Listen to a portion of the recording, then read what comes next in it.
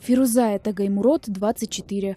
Уже 5 лет каждое утро она садится в седло и отправляется пасти овец. За каждую из 400 голов отвечает собственной.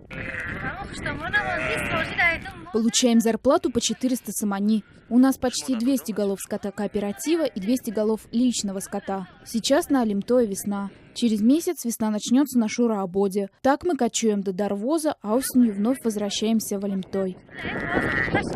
В советские времена в местном племенном кооперативе работало 60 пастухов. В подавляющем большинстве – женщины. После распада Союза пастушек почти не стало. Сегодня традиция возрождается.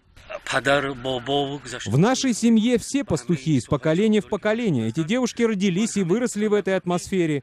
Они рады тому, что они пастушки, и любят свою работу. Махира Динаева тоже выросла в семье пастухов. Говорит, отвергла нескольких городских женихов. Замуж вышла за того, кто разделяет ее образ жизни. Тоже за пастуха. У меня сын родился прямо в пути. Теперь ему 3 года, и он умеет ездить на коне. У нас хорошая жизнь. Хорошую жизнь осложняет только непрекращающаяся война с волками. Серые так и норовят стянуть ягненка из стада. Но женщины-пастушки умеют дать отпор и хищникам, и стереотипам.